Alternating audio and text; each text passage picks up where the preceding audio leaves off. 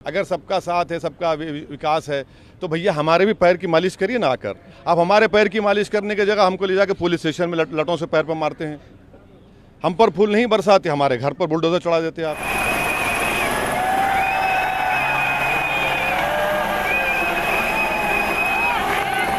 हिंदू धर्म में पवित्र माने जाने वाले सावन मास में कावड़ यात्रा चल रही है।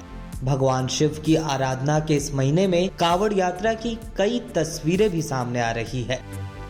कहीं पुलिस कावड़ियों पर गुलाब की पंखुड़ियों की बौछार कर रही है, तो कहीं दारोगा कावड़ियों के पैर में लोशन लगा रहे हैं। लेकिन इन तस्वीरों के सामने आने के बाद अब इस पर सियासत भी शुरू हो गई है।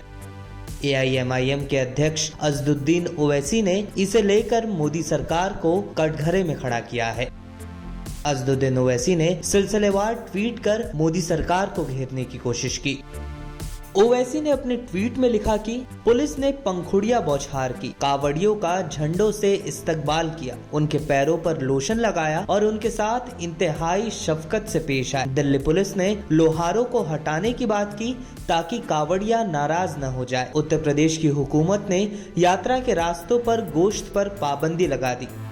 इन सब के बाद ओवैसी ने पूछा, यह रेवड़ी कल्चर नहीं है? ओवैसी के मुताबिक मुसलमान खुली जगह पर चंद मिनट के लिए नमाज भी अदा करे तो बवाल हो जाता है। मुसलमानों को सिर्फ मुसलमान होने की वजह से पुलिस की गोलियों, हिरासत, NSA, UAPA, लिंचिंग, बुलडोजर और तोड़ फोड़ का सामना करना पड़ रहा है।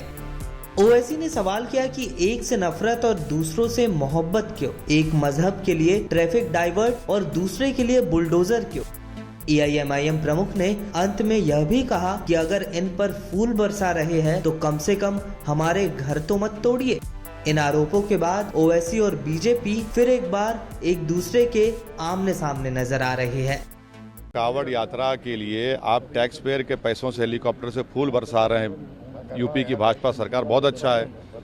आप पुलिस के ओहदेदार ऑफिसर उनकी पैरों की मालिश कर रहे हैं, बहुत अच्छा है, हम उसका वेलकम करते हैं। रास्ते में लोहार की दुकान है, गाजियाबाद में आपने लोहार की दुकान को बंद कर दिया, बहुत अच्छा है। मीरठ में पुलिस स्टेशन में एक मुसलमान ऑफिसर का नाम था, किसी ने ऑब्जेक्शन किया, आपने नाम हटवा दिया, बहुत अच्छा है। भाई यही तो रहमदिली दिखाइए ना, आप भेदभाव क्यों कर रहे हैं? भाई अगर कोई नमाज पढ़ता है चंद मिनट के लिए तो पब्लिक पॉलिसी डिस्टर्ब हो रही है, दंगा हो रहा है और क्रिमिनल इंटेंट है ही नहीं उसमें दंगा करने का। 295 153 लगाते आप, तो आप हम भाजपा की उत्तर सरकार से कह रहे हैं कि आप इक्वली ट्रीट करिए, डिस्क्रिमिनेशन मत करिए जो आप कर रहे हैं। वो कह रहे हैं कि वो सबका साथ सबका विकास सब ये बकवास है। अगर सबका साथ है, सबका विकास है, तो भैया हमारे भी पैर की मालिश करिए ना आकर। आप हमारे पैर की मालिश करने की जगह हमको ले जाकर पुलिस स्टेशन में लटों से पैर पर मारते हैं। हम पर फूल नहीं बरसाते, हमारे घर पर बुलडोजर चढ़ा देते आप। ये कौन सा इंसाफ है आपका? पर वो कह रहे हैं कि लॉ एंड ऑर्डर की बात है, वो बुलडोजर की बात आप नहीं। मैं आपको एक मिसाल दे रहा हूँ। इसी महीने में अमरोहा में जबरा गांव में एक मदरसे को इसलिए तोड़ दिया गया क्योंकि वहां पर नमाज पढ़ी जा रही थी। अब बताइए ये क्या है? आप क्यों कर रहे हैं ये? आप तो डिस्क्रिमिनेशन कर रहे हैं ना।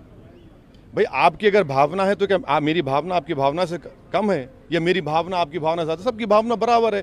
भारत में इस देश का कोई रिलीजन नहीं है, ये इसकी खूबसूरती है। सेवा हम करते हैं और करते रहेंगे। इस प्रकार के जहरीले ट्वीट से न सरकार की सेहत पे कोई असर पड़ता है, न उसमें बदलाव आएगा, न समाज के ऊपर इसका कोई असर पड़ता है। और ये MIM के मुखिया जो आए दिन ये जहर उगलने का काम करते हैं, समाज को बांटने की कोशिश करते हैं, अपना वोट बैंक बढ़ाने के लिए इस प्रकार के बयान दे करके चर्चा में आने का असफल प्रयास करते हैं। इससे उनको बाज आना चाहिए। इस वीडियो में फिलहाल के लिए बस इतना ही। देश दुनिया की तमाम खबरों के लिए बने रहिए लोकमत हिंदी के साथ।